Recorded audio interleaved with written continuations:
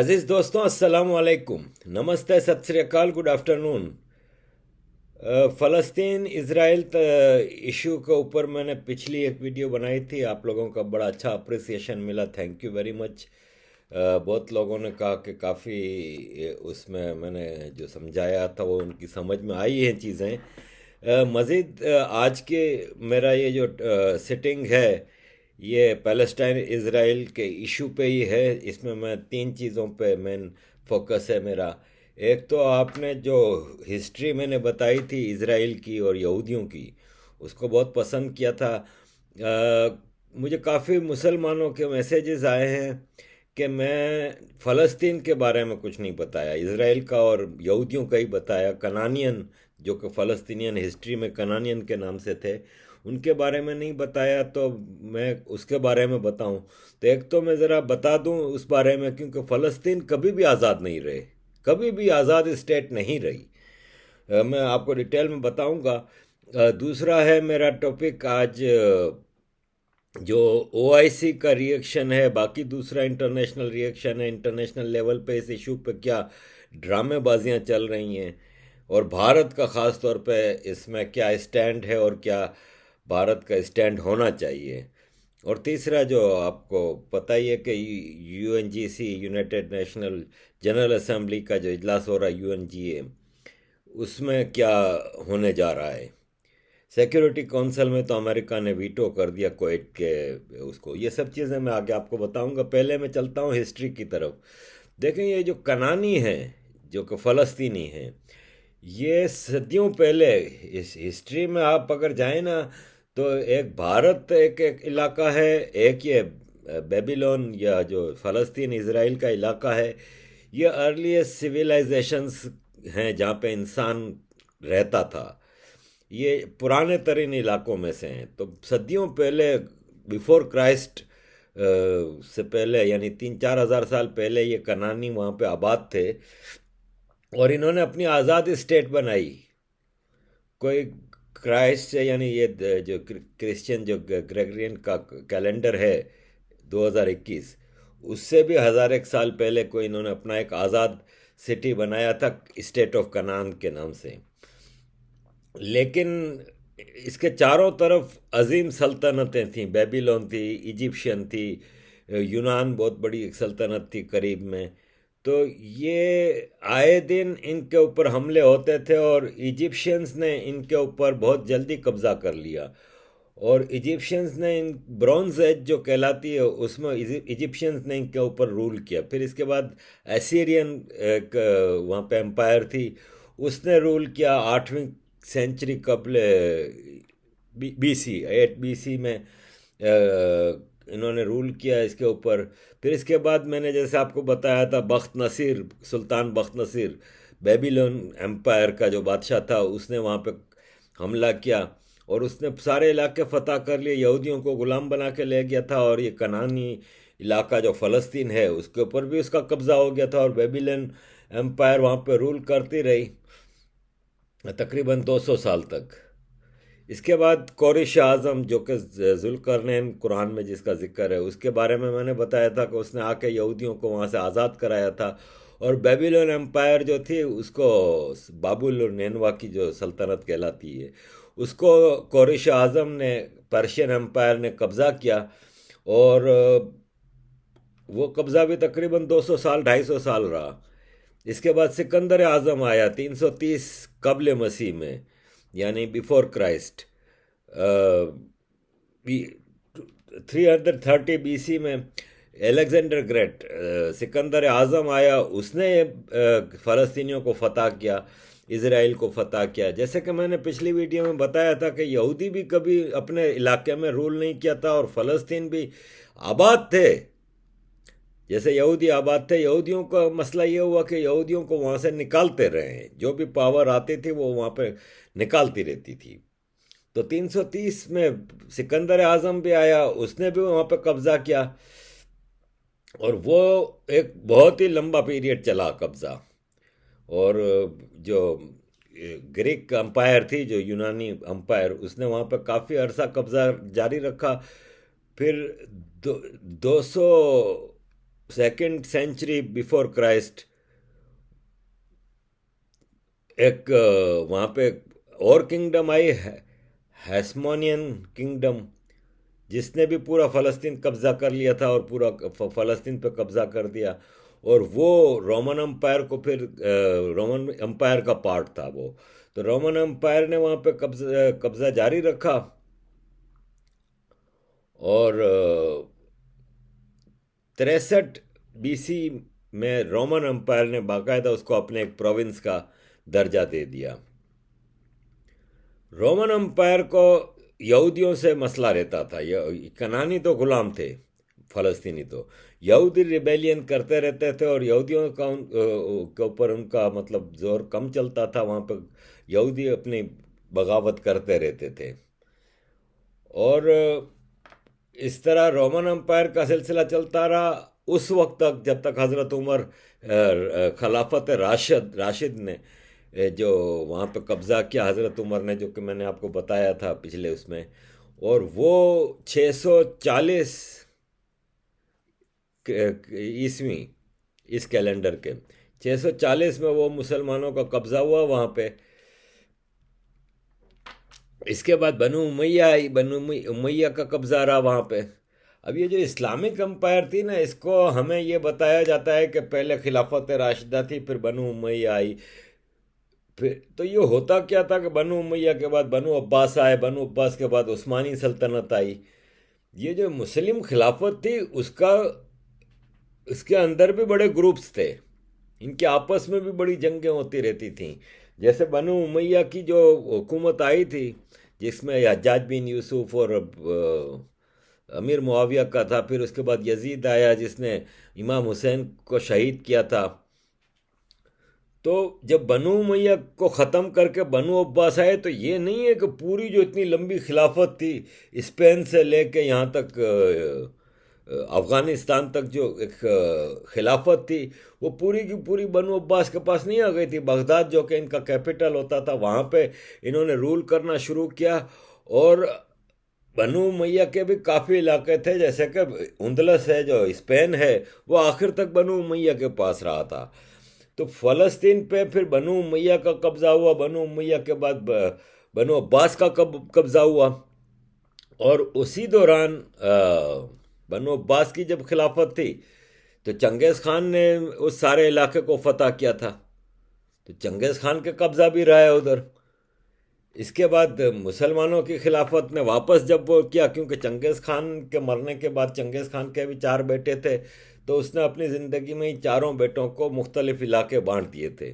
उसमें से एक बेटा मुसलमान हो गया था, तो फिर वो मुसलमानों के रूल में रहा। लेकिन बहरहाल फ़लस्तीनी वहाँ पे रूलर नहीं रहे कभी भी, चाहे वो बनु उमैया के दौर में रहे, बनु अब्बास के दौर में रहे, बेबीलोन के दौर में रहे, या सिकंदर आज़म के रहे, रोमन एम्पायर के, ये हमेशा वहाँ पे किसी न किसी सल्तनत का कब्ज़ा रहा है।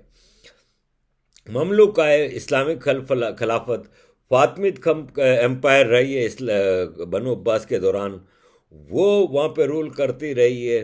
तो वहाँ पे हमेशा किसी न किसी एम्पायर का ये हिस्सा रहे हैं। सलाउद्दीन अय्यूबी ने जब कब्ज़ा किया इसको, इसके बाद ऑटोमन एम्पायर आई, सल्तनत उस्मानिया ने वहाँ पे कब्ज़ा किया। फिर हम आते हैं रिसेंट हिस्ट्री की तरफ। जब ऑटोमन ने 1516 में पैलेस्टाइन पे कब्ज़ा किया, इसको इजिप्शियन ने फिर 1832 में जाके वापस ले लिया, मतलब वापस ने कब्ज़ा कर लिया उनके ऊपर। 1832 में जब इजिप्शियन ने कब्ज़ा किया, तो सल्तनत उस्मानिया की उस वक्त अलायंस चल रही थी ब्रिटिश के साथ। तो ब्रिटिश ने सल्तनत उस्मानिया की तरफ से वहाँ पे जंग की इजिप्शियंस के साथ, मुसलमानों के साथ, और वो फ़लस्तीन और इज़राइल का जो इलाका है वो कब्ज़ा करके ऑटोमन एम्पायर को वापस दिया।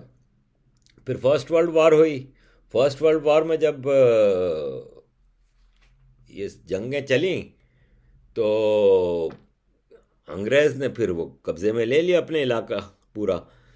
तो बताने का मकसद ये था कि फ़लस्तीन या यहूदी, ये दोनों कभी भी इंडिपेंडेंट वहाँ पे कोई हुकूमत नहीं कर सके, हमेशा किसी न किसी के गुलाम रहे हैं। ये जो हमें ये बताने की कोशिश करते हैं ना कि फ़लस्तीनियों का एक इलाका था जिसको अंग्रेज़ों ने कब्ज़ा कर लिया था फ़लस्तीनियों का, और फिर उसको 1948 में उन्होंने दो हिस्सों में तकसीम कर दिया। तो उसकी एक तो जियोग्राफिकल कभी भी कोई फ़लस्तीन स्टेट की बाउंड्री नहीं रही। मुख्तलिफ एम्पायर्स में ये प्रोविंस का हिस्सा रहे हैं, एज ए प्रोविंस रहे हैं, और वो प्रोविंस की भी बाउंड्रीज जो हैं वो मुख्तलिफ रही हैं। यरूशलेम जो है वो ये एक ऐसा इलाका है जिसके लिए इनका हमेशा झगड़ा रहा। जब क्रिश्चियनिटी इस्टेब्लिश हुई और तीसरी सेंचुरी में आके क्राइस्ट के मरने के, जीसस क्राइस्ट के मरने के भी 300 साल बाद, जब चर्चों ने, एक काउंसिल ऑफ चर्चेस ने जीसस के बारे में जो चीज़ें की, मतलब एक यूरोप ने जब इस रिलीजन को यूज़ करना शुरू किया और क्रिश्चियनिटी की तरफ आई, तो उनके लिए वो उस इलाके की इम्पोर्टेंस बढ़ गई थी। तो बताने का मकसद सिंपल सा ये है हिस्ट्री के हवाले से कि कभी भी फ़लस्तीन एक आज़ाद रियासत नहीं रही। ये मैं नहीं कह रहा, आप हिस्ट्री पढ़ लें, खुद भी कितनी किताबें आपको लाइब्रेरियों में मिल जाएंगी, आप गूगल पे चेक कर सकते हैं। आप मुख्तलिफ, इवन कोई फ़लस्तीनी साबित करके दिखा दे, कोई अरब साबित करके दिखा दे कि ये कभी एक आज़ाद रियासत रही है। ये कभी भी आज़ाद रियासत नहीं रही, ये हमेशा किसी न किसी के कब्ज़े में रहे। ब्रिटिश ने इनके ऊपर एहसान किया कि पहली बार इनको आज़ादी मिली, इन्होंने इसकी कदर नहीं की। ब्रिटिश ने जब 1948 में 47 में इसने हिंदुस्तान को काट के एक पाकिस्तान बनाया, जो कि दुनिया में कभी भी कोई पाकिस्तान नाम का मुल्क नहीं था। मुसलमानों के लिए एक पाकिस्तान हिंदुस्तान में से काट के बना दिया। हिंदुस्तानियों की शराफत थी या पॉलिटिक्स थी नेहरू ख़ानदान की कि वो चाहते थे कि वो रूल करें तो इंडिया के ऊपर, तो उन्होंने वो अंग्रेज़ों की तकसीम तस्लीम कर ली। और हिंदुस्तान को तो तकसीम के ऊपर मैं काफ़ी डिटेल में बता चुका हूँ कई वीडियोस में कि किस तरह जीना और नेहरू की वो लॉर्ड माउंटबेटन के साथ मिल के साझेदारी थी, जिसकी बुनियाद पे ये तकसीम हुई। वहाँ पे जो तकसीम हुई उसमें फ़लस्तीन और इज़राइल दो अलग अलग स्टेट को दर्जा दिया गया बराबर बराबर में। उसको अरबों ने मुखालफत की। लेटेस्ट रिसर्च आप देखेंगे, ब्रिटिश आर्काइव्स है ना, वो ब्रिटिश का क्या उसूल है कि 50-100 साल बाद पुराने डॉक्यूमेंट्स को खोल देते हैं। उससे ये पता चलता है कि ब्रिटिश ने king Abdul Aziz of Saudi Arab को जब 1935 में उनको ऑटोमन एम्पायर से अलग करके आज़ाद मुल्क बनाने में मदद दी थी, तो ये कंडीशन रखी थी किंग अब्दुल अजीज़ को कि यहाँ पे इज़राइल बनेगा, और उसके लिए ज्यूस जो बेचारे पूरे दुनिया में बेचारों को भगाया जाता था, हिंदुस्तान तक में ज्यूस थे। अनडिवाइडेड इंडिया में कराची तक में शिप आए हैं सेकेंड वर्ल्ड वॉर के दौरान ज्यूस के पनाह लेने के लिए। वो तो और बात है कि पाकिस्तान एक थियोक्रेसी, एक ऑटोक्रेसी बन गई, तो यहाँ से फिर ज्यूस को भागना पड़ा, वरना हिंदुस्तान में भी ज्यूस थे, हर जगह बेचारे जाते थे। तो उनको ब्रिटिश ने ये मौका दिया कि आप अपने मुकद्दस इलाकों में वापस जाना चाहते हैं तो हमारी एम्पायर का हिस्सा है, आप जा सकते हैं। फ़लस्तीनी उनके ऊपर हमले करते थे, बाकी अरब भी जो थे, इजिप्शियन थे, जॉर्डनियन थे, ये सब भी इनको चैन से नहीं रहने देते थे। लेकिन बहरहाल ज्यूस आस्ते आस्ते अंग्रेज़ों के हुकूमत के दौरान वहाँ पे इस्टेब्लिश होना शुरू हुए। इसकी मिसाल ये है कि ये कहते हैं कि वहाँ पे ज्यूस नहीं थे और फलान था और ढुमकान था। तो 1936 में फ़लस्तीन का जो सिक्का होता था, वो सिक्के के ऊपर इब्रानी ज़बान में भी लिखा हुआ है, अरबी में और इब्रानी ज़बान में लिखा है। अंग्रेज़ ने जब वहाँ पे 1936 में सिक्के फ़लस्तीन के नाम से बनाने शुरू किए थे, उसमें इब्रानी ज़बान में भी लिखा हुआ है। तो इसकी क्या वजह है? क्या वहाँ पे ज्यूज़ नहीं थे? अगर तो फिर कैसे वो लिखा हुआ था उनके सिक्के के ऊपर भी? तो बहरहाल वो इक्वल कस्टोडियन थे दोनों, मुस्लिम यानी पैलेस्टीनियन और ये। 1948 में जब इनको आज़ाद किया दोनों को, और अलग अलग दो, और ये अंग्रेज़ का फैसला नहीं था। अंग्रेज़ ने क्या किया कि जब वो वहाँ पर मामला जब बहुत ख़राब हो गए तो 1948 में अंग्रेज़ ने यूएन के हवाले किया इज़राइल को या पैलेस्टाइन को, और यूएन से कहा कि आप इसका फैसला करें, और यूएन ने मुत्तफ़िका तौर पे एक करारदाद पास की जिसके तहत ये फैसला हुआ कि आधा इसराइल और आधा फ़लस्तीन होगा। और नक्शा मतलब इस तरह का था कि फ़लस्तीन के पास बहुत सारी ज़मीन थी, लेकिन अरबों को एक जैसे मार्केट होती है ना, ऐसे मार्केट चाहिए थी। जैसे पाकिस्तान के लिए कश्मीर मार्केट है। पाकिस्तान ने शुरू से 1947 से कश्मीर के ऊपर बिजनेस किया है, और पाकिस्तान की आर्मी, पाकिस्तान का मुल्ला और पाकिस्तान की ब्यूरोक्रेसी में फॉरेन सर्विस भी आती है, ये सब की सर्वाइवल, इनकी रोज़ी रोटी थी कश्मीर, और है आज तक। और 72 साल हो गए ये हमारे पाकिस्तानियों का पैसा खाते हैं कश्मीर के नाम पे, और लूट मार कर रहे हैं। बजट में 60% बजट लेके चला जाता है आर्मी डायरेक्टली, और बाकी बजट में भी इनकी बंदर बांट होती है। फॉरेन सर्विस वाले उसमें खूब माल बनाते हैं, कश्मीर डे के ऊपर, कश्मीर के ऊपर लॉबिंग के ऊपर, हर तरह से। मीडिया के जो जर्नलिस्ट हैं उनका इसमें, यही चीज़ अरबों के लिए मार्केट थी पैलेस्टाइन। अब आप मज़े की बात देखेंगे, 1948 में इन्होंने इसराइल के साथ जंग की। इसराइल ने थोड़े बहुत और कब्जे कर लिए। जो गज़ा और वेस्ट बैंक, जो जो इलाके मिले थे फ़लस्तीन को, उसमें गज़ा पे इसराइल, मिस्र ने कब्ज़ा कर लिया, इजिप्ट ने। वेस्ट बैंक पे जॉर्डन ने कब्ज़ा कर लिया। फ़लस्तीनी 1948 में काफ़ी लोग आके जॉर्डन में बसे। जॉर्डन में ये चैन से तो कभी रहे नहीं। मुसलमान कौम है ना, मुसलमान कौम को चैन नहीं मिलेगा। इनको जन्नत के और शहादत के और जिहाद के और वैसे लाड़े लप्पे रोलिंग ओलिगर की मुस्लिम देशों की, जिसमें आर्मी मुल्ला मिले जुले। ये रूलिंग ओलिगार्की ने आम आदमी को एक तो अनपढ़ जाहिल रखा, मदरसों में पढ़ाते रहे, और मदरसों में इनको जिहाद, जन्नत, शहादत ये राग अलापते रहे। फ़लस्तीन पे, वेस्ट बैंक का जो फ़लस्तीन का हिस्सा था उस पर जॉर्डन ने कब्ज़ा कर लिया। जॉर्डन में बहुत सारे फ़लस्तीनी जाके माइग्रेंट हुए, वहाँ पे ये चैन से रहते नहीं थे। तो लेट 60s में जब याया खान पाकिस्तान पर रूल कर रहा था, तो फ़लस्तीन के ये जॉर्डन के किंग ने याया खान से रिक्वेस्ट की कि हमें ये बहुत तंग करते हैं, तुम अपनी आर्मी भेजो। तो जो बाद में ज़ियाउल हक चीफ ऑफ आर्मी स्टाफ बना था, जिसने मार्शल लॉ लाया था, वो 60s में, लेट 60s में ब्रिगेडियर था। उसकी लीडरशिप में पाकिस्तान ने आर्मी भेजी जॉर्डन की मदद के लिए। ज़ियाउल हक की आर्मी ने 25,000 फ़लस्तीनी तकरीबन मार दिए, डायरेक्ट गोलियां मार के। ये रोते हैं कि शतीला के कैंपों पे इसराइल ने हमला किया, आज इतने 100 मार दिए फ़लस्तीनी, इतने मार दिए। ज़ियाउल हक ने 25,000 मार दिए 2 हफ्तों में। और उस वक्त के इजरायली डिफेंस मिनिस्टर चीख उठा। उसने कहा कि हमने तो 25 सालों में इतने बंदे नहीं मारे जितने 2 हफ्ते में ज़ियाउल हक ने मार दिए। ये आज हमें हमदर्द बनते हैं ना, मैं आगे आ रहा हूँ उसकी तरफ। तो ये रही है इनकी हिस्ट्री। फिर 67 में इन्होंने जंग की। ये भी मैंने आपको पिछली बार बताया कि जॉर्डन, इजिप्ट और इराक, इन्होंने मिल के एक यूनाइटेड अरब रिपब्लिक, इराक या सीरिया या इराक दोनों में से एक था, बाकी इजिप्ट और जॉर्डन, ये तीनों का एक इन्होंने अलायंस बनाया था यूनाइटेड अरब रिपब्लिक के नाम से। और इन्होंने इसराइल के साथ जंग की। सऊदी अरब के शाह फैसल ने खूब फंडिंग की, अरब देशों की तरफ से, लीबिया वगैरह की तरफ से भी फंडिंग आई। वे जैसे अफ़गानिस्तान में पूरी दुनिया के टेररिस्ट जमा किए थे, वैसे उन्होंने टेररिस्ट जमा करके इसराइल के साथ 67 में जंग की। 6 दिन में हार गए, सिर्फ 6 दिन में। कोल्ड वॉर का ज़माना था, ये रशियन ब्लॉक में चले गए थे।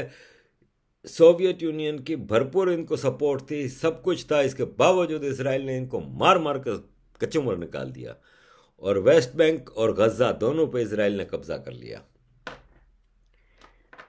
73 में शाह फैसल ने फिर एक ड्रामा किया, ओपेक का तेल भी बंद कर दिया, पूरी दुनिया में पेट्रोल का मामला ख़राब हो गया। हेनरी किसिंगर, अमेरिका का फॉरेन मिनिस्टर, भागता हुआ शाह फैसल के पास आया। उसने कहा, अरे ये क्या कर रहे हो? शाह फैसल ने कहा कि नहीं, मैं तो पेट्रोल नहीं शुरू करूँगा, मैं तो ये सब इनका ड्रामा, मिली भगत होती थी। जैसे कि ये अमेरिका जब पाकिस्तान पे, अभी मुशर्रफ के दौर में, फिर जरदारी के दौर में, नवाज शरीफ के दौर में भी ड्रोन हमले होते थे पाकिस्तान में अमेरिका के, तो ये शोर मचाते थे। जो रूलर थे, मुशर्रफ था, ये था। और बाद में डॉक्यूमेंटेशन, विकी लीक्स के डॉक्यूमेंटेशन आए थे।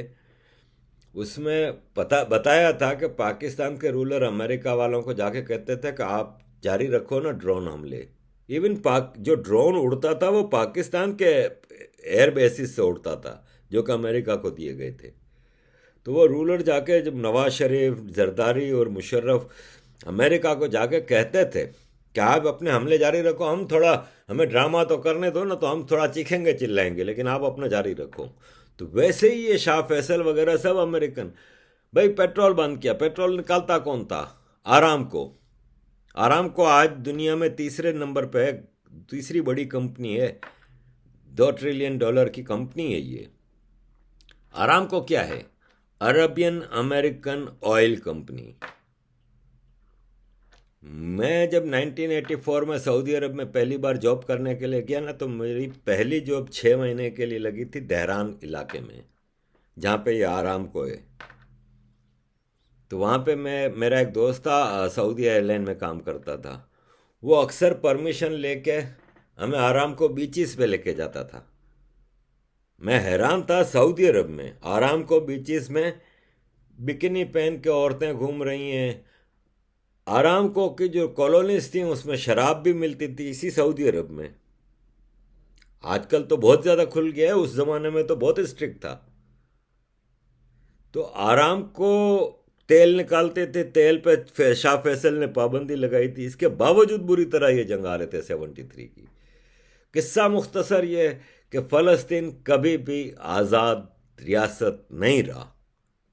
ये जितना भी ड्रामेबाजी कर लें कि ये हो गया और इसने तकसीम कर लिया और फ़लस्तीन के इलाके दे दिए, फ़लस्तीन तो कभी भी आज़ाद नहीं रहा। पहली बार इनको ज़िंदगी में आज़ादी मिली है अंग्रेज़ों के दौर में, वो भी with in a year. Egypt ने आधे फ़लस्तीन पर कब्ज़ा कर लिया, आधे पे जॉर्डन ने कब्ज़ा कर लिया। आज ये उम्मा का चूरन हमें बेचते हैं। ज़रा हमारे सामने बिठा दें, किसी भी अरब स्कॉलर को बिठा दें, मैं इनकी सारी पोल पट्टियाँ खोल दूँ। जब मेरे जैसा एक आम आदमी, जो कि कोई स्कॉलर नहीं है, कोई हिस्टोरियन नहीं है, वो मोटी मोटी आपके सामने चीज़ें रखी हैं, मैं बनाने को तो मैं 10 घंटे का प्रोग्राम बना दूं आपको, इतनी स्टडी मेरी है। और मेरी तो इस इश्यू के ऊपर मैं बचपन से, जब सऊदी अरब में हम रहते थे, मैं छोटे छोटे थे, तो मेरे वालिद अक्सर, उनसे मेरी बहस होती थी। और छोटी उम्र से, 11-12 साल की उम्र से मैं इन इश्यूज़ पे बातचीत करता था अपने वालिद से। खैर, तो ये रही हिस्ट्री आपके सामने।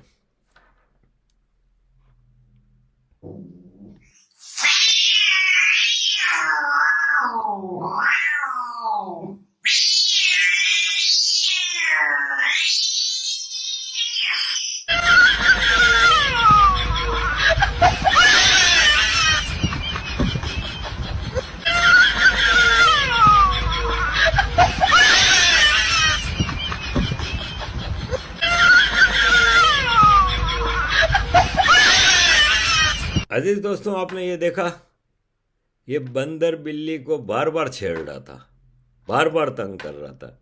बिल्ली ने एक बार मारा तो रोना धोना शुरू किया। ये आपके सामने है। रोज़ गजा से, वेस्ट बैंक से, लेबनान से इसराइल को छेड़ते रहते हैं, छेड़ते रहते हैं। कभी इधर से रॉकेट मारेंगे, कभी उधर से रॉकेट मारेंगे, कभी इधर पथराव करेंगे, कभी इधर मारेंगे।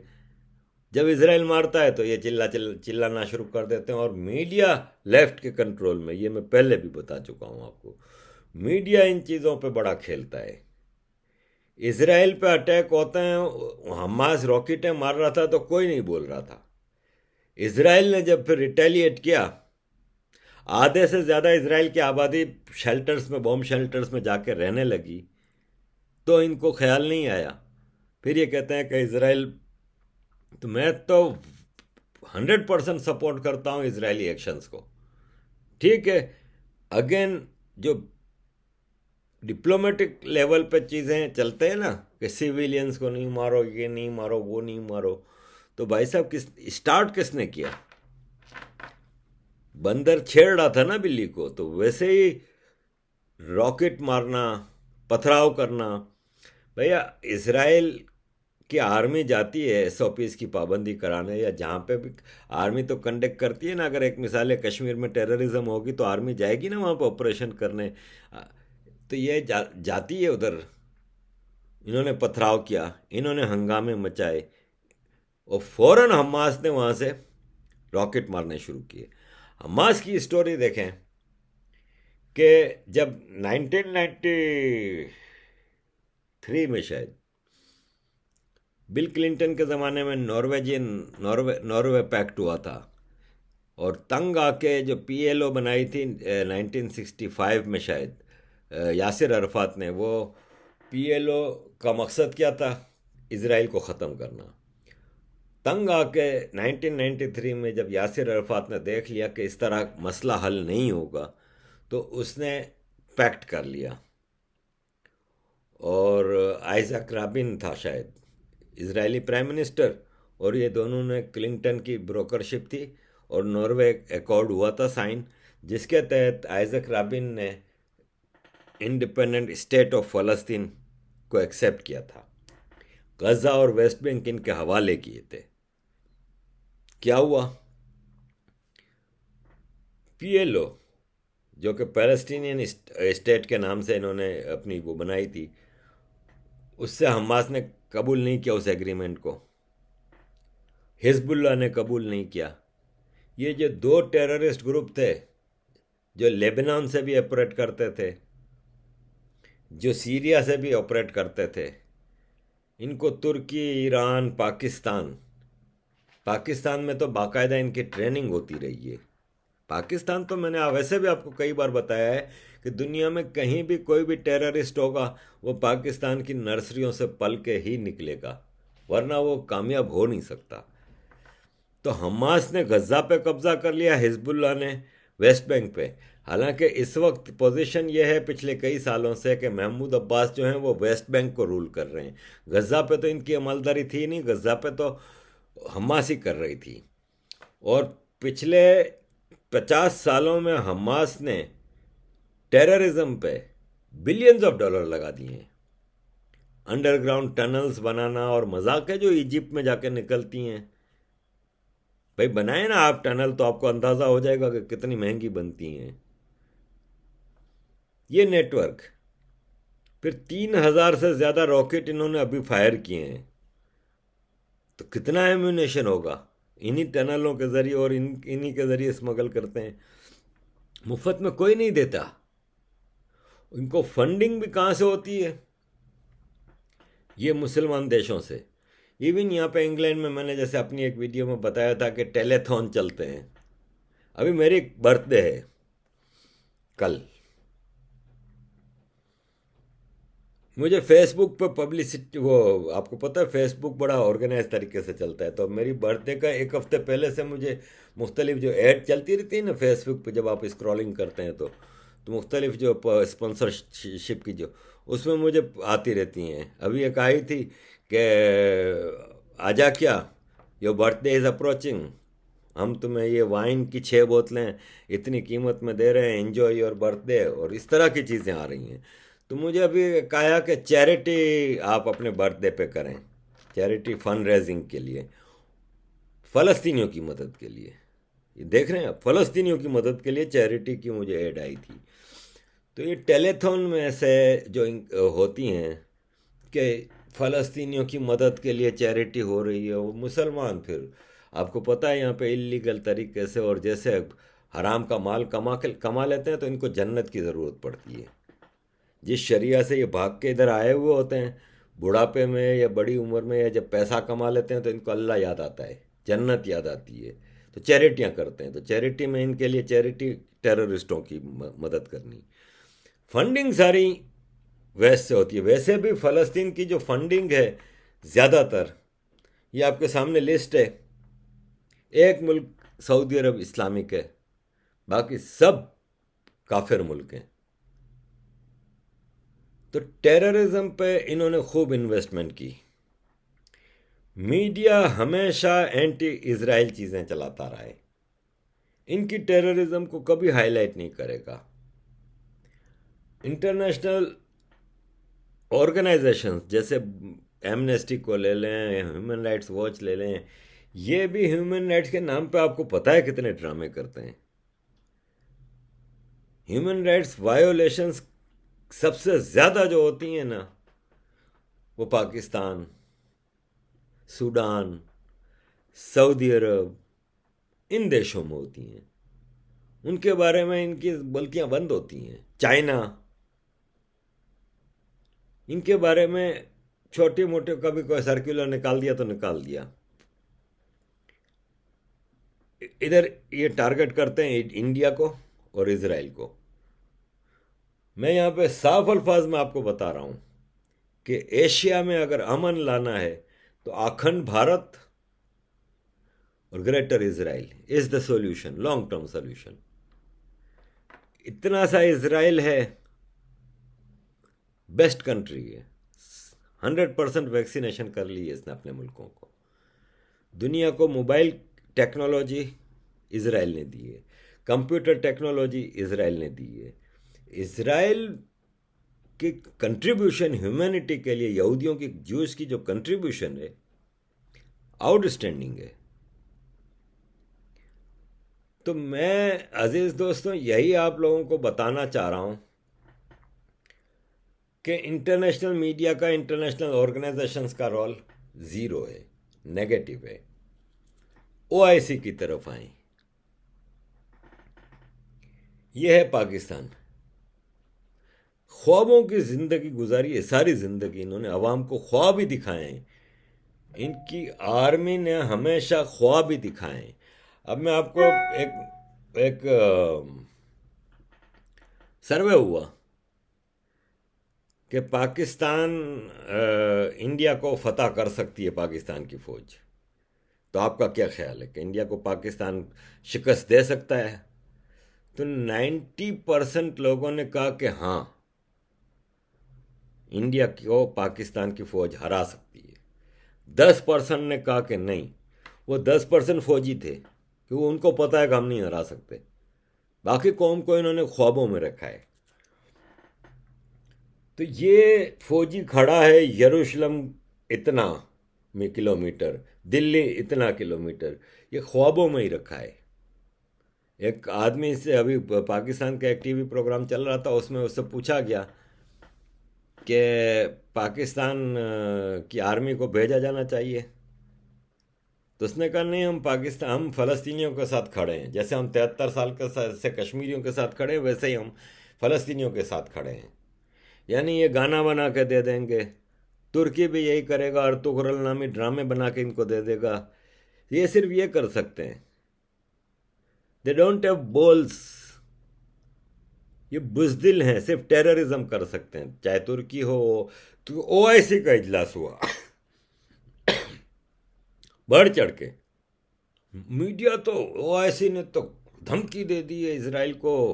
पाकिस्तान ने, ये मतलब ये खबर है ना, ये कह रहा है, उर्दू में लिखा हुआ है कि पाकिस्तान का शाहीन मिसाइल बलूचिस्तान ट्रांसफ़र कर दिया गया है, एनी टाइम पाकिस्तान हमला कर देगा इसराइल पे। इसराइल तो खलबली मची हुई है इसराइल में, डर गए इसराइल वाले और परेशान हैं कि हम क्या करें।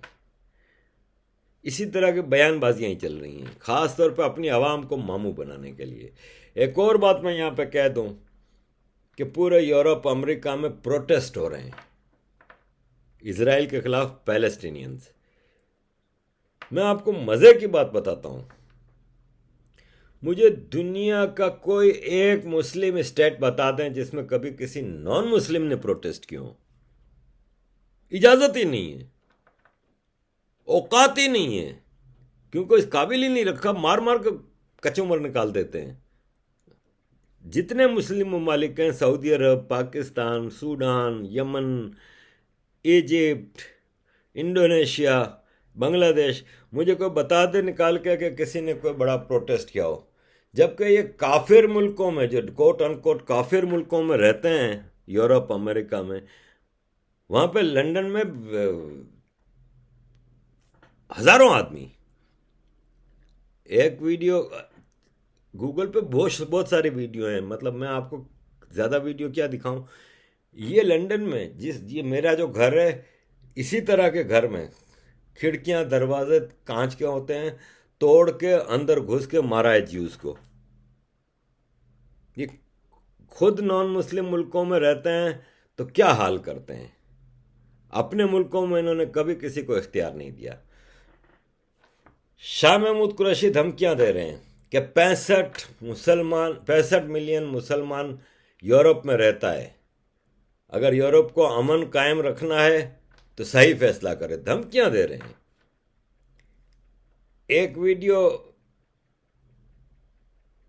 एक अरब की है, एक कॉन्फ्रेंस में तकरीर कर रहा है। मैं एंड पे लगा ही दूंगा, आप देख लीजिएगा। मैंने उसमें आधे का तो ट्रांसलेशन भी किया है। उसमें वो बता रहा है कि हमें अल्लाह मियाँ ने कहा है और हमारे नबी पाक ने कहा है कि आपने सारे यहूदी मारने हैं। बच्चे की तरबियत ही पथराव से और टेररिज्म से की जाती है, तो आगे आप क्या एक्सपेक्ट करेंगे इस कौम से। बहुत लंबा हो गया है, मैं इसलिए थोड़ा कम करता हूँ। इंडिया का जो स्टैंड है, अभी आपने देखा कि निक्की हेली है, जो अमेरिकन यूएन में जो परमानेंट रिप्रेजेंटेटिव है। तो निक्की बेचारी ने बड़ी कोशिश की। कुवैत ने रिजोल्यूशन पेश किया था सिक्योरिटी काउंसिल में। सिक्योरिटी काउंसिल का आपको पता है कि 5 परमानेंट स्टेट हैं, रशिया, चाइना, फ्रांस, इंग्लैंड और अमेरिका, और 10 इलेक्टेड मेंबर्स होते हैं जो 2-2 साल के लिए होते हैं। तो अभी भारत भी उसमें इलेक्टेड है। 10 में से 15 मेंबर को वोटिंग होती है किसी भी इशू पे। तो कुवैत ने रिजोल्यूशन पेश किया, तो अमेरिका ने निक्की लेके बेचारी रिजोल्यूशन भागती फिरती रही, सबके पास गई कि भाई तुम हमारे रिजोल्यूशन को सपोर्ट करो और कुवैत के रिजोल्यूशन को ओपोज करो। तो कुवैत ने जब रिजोल्यूशन पेश किया तो अमेरिका ने वीटो पावर इस्तेमाल करके उसको रोक दिया। फिर अमेरिका ने जब अपना रिजोल्यूशन पेश किया तो सिर्फ एक वोट मिला, अमेरिका का अपना। तो ये फ़लस्तीन के जो नुमाइंदे हैं यूनाइटेड नेशंस में, उनकी आप स्पीच सुने। I don't believe that there was in the history of the United States, in the history of the United Nations, in which a country to submit a draft resolution and not to receive except one single vote, the vote of the party that did submit that draft resolution. If that is not तो the epic of वहां complete से तो फिर failure, मामला खत्म हो I गया, want you time to fish tell हो me गया। what अब is ये जा रहा है failure in the यूएनजीसी Security में। तो Council. Thank security you. Council में इंडिया का स्टैंड देख के मुझे बड़ा डिसअपॉइंटमेंट हुआ, और मुझे ये बात कंफर्म हो गई कि इंडिया की फॉरेन पॉलिसी आज भी बाबू चलाते हैं। ये बाबू है ना, जो ब्यूरोक्रेट्स, ये इंडिया की। अब इंडिया का क्या स्टैंड होना चाहिए? देखें, आपको फ़लस्तीन से क्या हासिल है? आप इज़राइल के साथ टेक्नोलॉजी, डिफेंस, फार्मास्यूटिकल, एजुकेशन, कई अलायंस बनते हैं। ये दोनों कौमें सेक्युलर कौमें हैं, पढ़ने लिखने वाली कौमें हैं। आपको इज़राइल के साथ खड़ा होना चाहिए। लेकिन इंडिया का स्टेटमेंट था कि नहीं, इज़राइल को अटैक बंद कर देने चाहिए, और ये और वो। कैसे अटैक बंद करें भाई? भारत ने भी तो अपनी बालाकोट पे हमला किया ना। जब पुलवामा हुआ तो भारत ने बालाकोट पे हमला किया ना। तो यही तो हो रहा है। भारत ने चले वो लेवल पे नहीं किया, सिविलियन पॉपुलेशन पे नहीं किया बालाकोट। यहाँ पे मसला दूसरा है। फ़लस्तीनी बड़ा घटिया किस्म का वारफेयर कर रहा है। ये औरतों और बच्चों की आड़ में हमले करते हैं। ये सिविलियन पॉपुलेशंस पे से रॉकेट चलाए जा रहे हैं। मतलब किंडरगार्टन स्कूल है, मस्जिद है, इसके बगल में सुरंग है।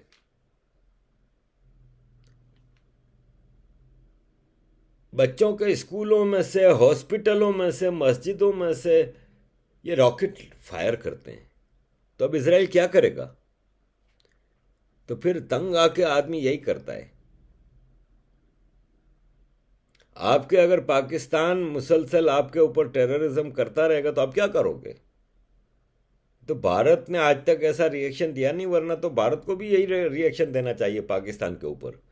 जो 26/11 और 1993 और ये जो चीज़ें हो गई, अब पाकिस्तान की हिम्मत नहीं है, क्योंकि अब पता है कि एक ऐसी सरकार बैठी है जो करारा जवाब देगी। वो पाकिस्तान जो बिल्कुल तबाही के दहाने पे, फिर पाकिस्तान नाम का मुल्क दुनिया में रहेगा नहीं। इसलिए पाकिस्तान इस सरकार के खिलाफ पुलवामा करके इन्होंने देख लिया है कि क्या रिएक्शन आ सकता है। तो भारत को इजराइल को फुल्ली सपोर्ट करना चाहिए और फ़लस्तीन को कंडेम किया जाए। अगर पूरी दुनिया से सही मानों में टेररिज्म को रोकना है तो फिर आप इनको रोकें। ये क्या बात हुई कि कंडीशनल? तो भारत का स्टैंड बड़ा डिसअपॉइंटिंग रहा है। और पाकिस्तान की असेंबली में ये हदीद साहिबा हैं, इन्होंने तकरीर की, ज़रा सुनिए। मुसलमानों के दरमियान और यहूदियों के दरमियान ये फैसला उसी कुरान की वर्स में हो गया है। मेरा इल्म थोड़ा होगा, मैंने हिस्ट्री पढ़ी, लेकिन मैं अपने अल्लाह से डर के और अल्लाह की मोहब्बत में ये कह रही हूं कि उसने ये फैसला वही मुसलमानों को आसानी के लिए कर दिया कि जो यहूदी हैं उनका काबा जो होगा वो जेरूसलम है, मस्जिद अक्सा, और मुसलमानों का काबा जो अरब में है। तो यहाँ पे तो पहली बात है मुसलमानों और यहूदियों की लड़ाई इस पे खत्म हो जानी चाहिए। और हजूर सल्लल्लाहु अलैहि वसल्लम ने भी कहा था, हजरत अली ने भी कहा था कि अपने दुश्मन को दोस्त बना लो। और सबसे बेहतरीन मिसाल हजूर सल्लल्लाहु अलैहि वसल्लम ने दी, जिनको यहूदियों को उनके साथ मिलकर काम किया। और उसके बाद हम दूसरी बात मैं ये भी देखती हूँ कि हम इतना यहूदियों के नाम पे एक दूसरे को बुरा भला कहते हैं और इतना हम डिग्रेड करते हैं। जब हम नमाज पढ़ते हैं मिस्टर स्पीकर, उसमें हम दरूद पढ़ते हैं और दरूद में हम सारी आल को दुआएं देते हैं, आले इब्राहिम के, जिसमें इब्राहिम अलैहिस्सलाम के इसहाक एक जो है इसहाक अलैहिस्सलाम, इस्माइल एक जो है यहूदी का क्लान है और एक क्या कहते हैं क्रिश्चियंस का क्लान है। इस तरह हम सब एक हैं, तो हम नमाज पे भी उनको दुआएं देते हैं। लेकिन मैं ये समझती हूँ कि हजूर सल्लल्लाहु अलैहि वसल्लम ने जो हमें सिखाया था, हम उसकी रिप्रेजेंटेशन बहुत गलत तरीके से करते हैं। जिस तरह हमारे मौलाना भाई बोल रहे थे और जिस तरह हमको, ये तो बहुत बड़ी ड्यूटी है कि आप एक टर्बाइन पहन कर और उसके बाद बहुत दाढ़ी इतना मोजाना रख के और आप हजूर सल्लल्लाहु अलैहि वसल्लम की क्या कहते हैं राह पे लोगों को लाने के लिए करें, तो वो बहुत तकलीफ दे बात थी।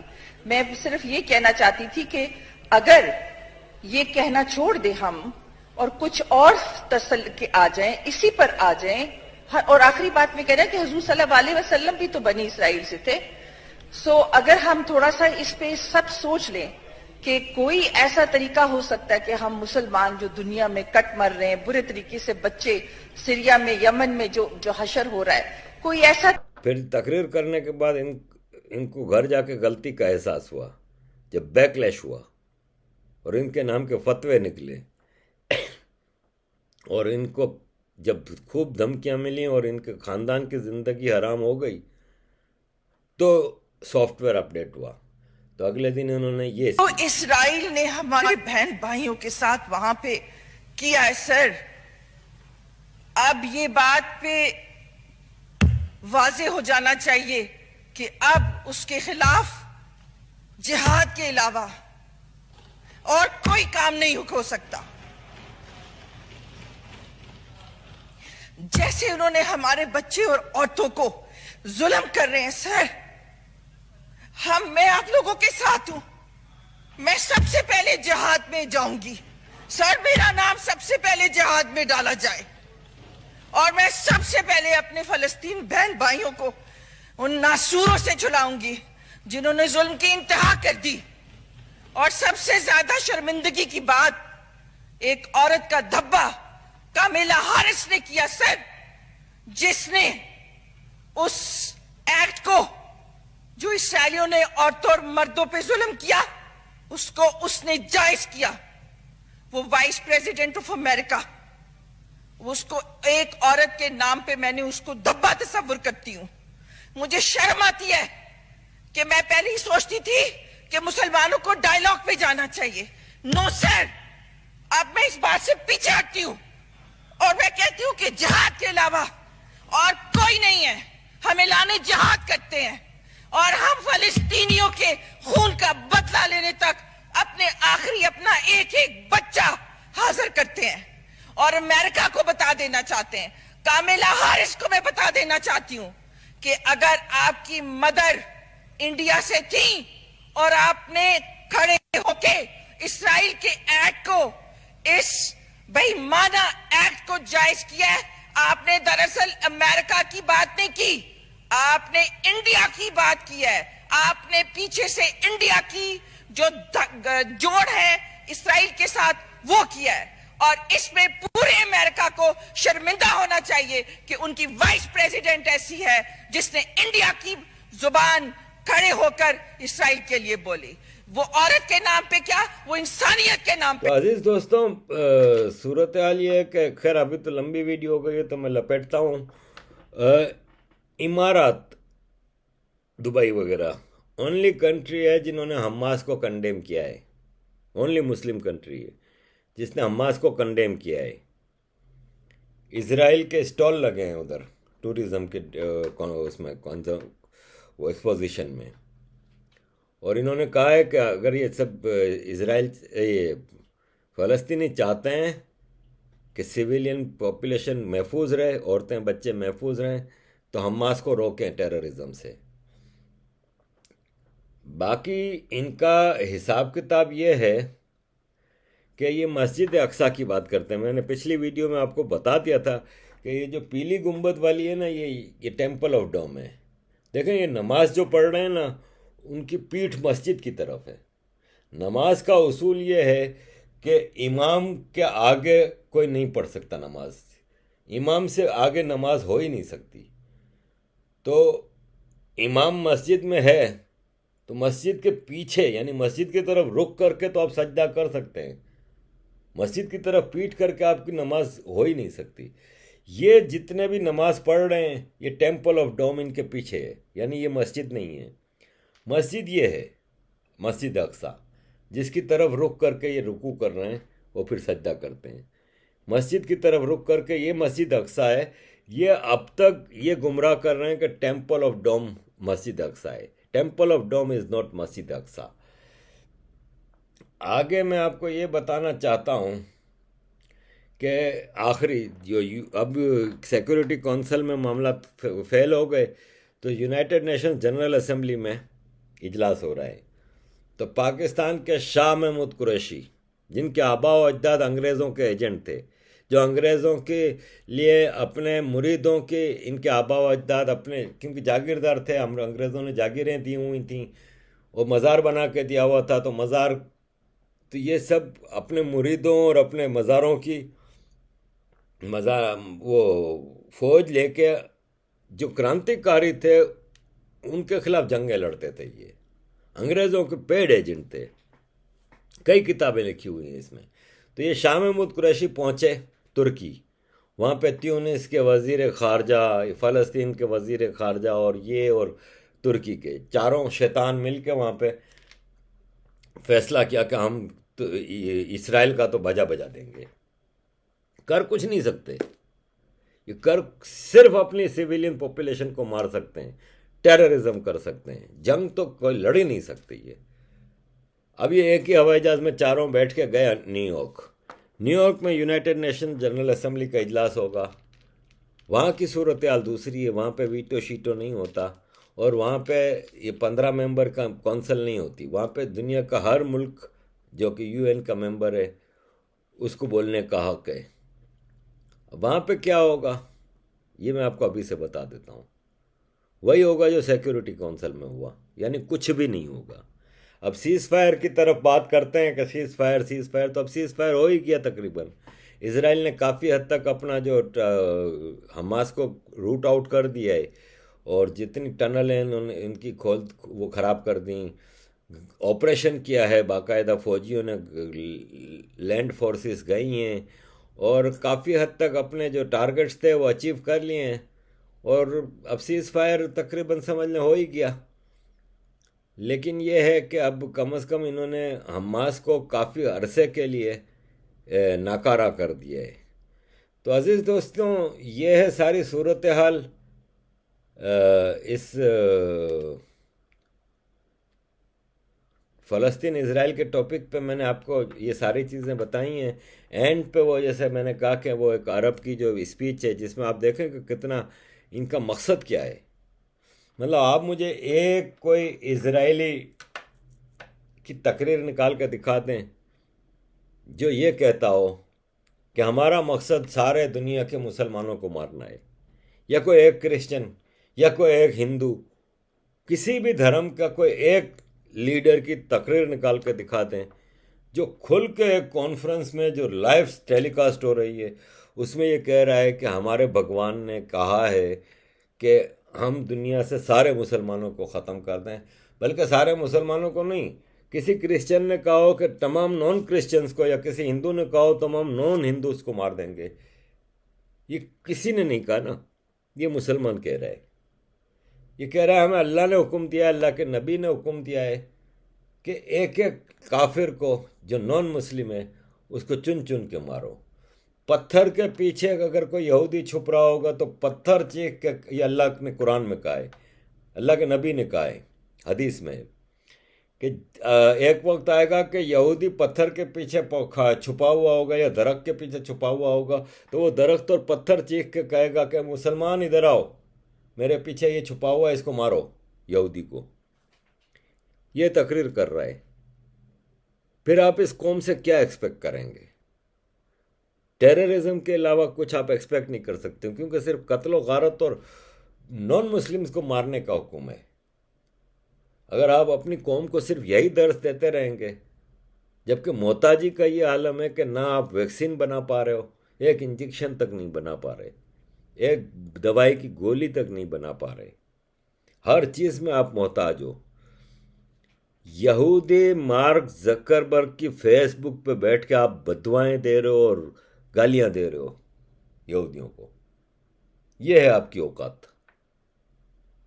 अपना एक प्लेटफॉर्म तक नहीं बना सके, किसी चीज़ में ये कुछ नहीं कर सकते। तो अजीज दोस्तों, स्टैंड बिहाइंड इजराइल, इजराइल के पीछे खड़े रहें, इजराइल को सपोर्ट करें, ये मेरा मैसेज है। फ़लस्तीनी टेररिज्म को डिस्कार्ड करें, ऐलान करें, अपनी रैंक्स में से हमास और हज़बुल्लाह के टेररिस्टों को निकाल के चुन के निकालें, साबित करें कि वो टेररिज्म नहीं करेंगे, इनकी स्टेट आज़ाद हो जाएगी। थैंक यू वेरी मच अजीज़ दोस्तों, आपकी सपोर्ट का बहुत बहुत शुक्रिया। अब अगली वीडियो आप, ये मेरी 56 साल की उम्र में आखिरी वीडियो है। कल मैं 57 साल का हो जाऊंगा, तो अब अगली वीडियो बुढ़ापे के एक और साल के बाद। आप सबको बहुत बहुत शुक्रिया। आप लोगों की मोहब्बत, आप लोगों का मान, आप लोगों का सम्मान मेरे लिए अनमोल है और रहेगा। थैंक यू वेरी मच अजीज़ दोस्तों। जय हिंद, जय श्री राम, वंदे मातरम। قال ترامب القدس لهم، وقال الله عز وجل فإذا جاء وعد الآخرة ليدخلوا المسجد كما دخلوه أول مرة ليسوءوا وجوهكم وليدخلوا المسجد كما دخلوه أول مرة وليتبروا ما علوا تتبيرا. قال ترامب لقد عمل فريقي ليلا ونهارا لإنجاز هذه المهمة. وقال النبي صلى الله عليه وسلم لا تزال طائفة من أمتي ظاهرين على الحق لا يضرهم من عاداهم قيل أين هم يا رسول الله؟ قال في بيت المقدس وأكناف بيت المقدس. قال ترامب إن شعوب المنطقة نعمل لمصلحتها ولا بد أن تقبل بما عملنا. وقال النبي عليه الصلاة والسلام لو لم يبق من الدنيا إلا يوم لطول الله ذلك اليوم حتى يقاتل آخر هذه الأمة الدجال. قيل أين هم يا رسول الله؟ قال أنتم شرقي نهر الأردن وهم غربيه، حتى يختبئ اليهودي من وراء الشجر أو الحجر فيقول الشجر أو الحجر يا مسلم يا عبد الله هذا يهودي ورائي تعال فاقتله. قال ترامب لا بد للعرب أن يعتذروا عن الحروب التي خاضوها. وقال الله عز وجل ولا تحسبن الذين قتلوا في سبيل الله أمواتا بل أحياء عند ربهم يرزقون. إما أن يقتلنا كلام ترامب وأعوانه وإما أن يحيينا كلام الله، ونحن على مفترق الطرق، لأنهم يخوضون حربا عقائدية يقرؤون ما هو مسطر في توراتهم ويعملون بمقتضاه، ونحن أمة إذا لم نعمل بما جاء في كتاب ربنا فلا قيمة لنا. نحن اليوم في حالة ضعف، والضعف لا يعيبنا والاحتلال لا يعيبنا، فإن الله عز وجل يقول وتلك الأيام نداولها. وقال الله عز وجل ما كان الله ليذر المؤمنين على ما أنتم عليه من غلبة وقوة وارتفاع شأن حتى يميز الله الخبيث من الطيب.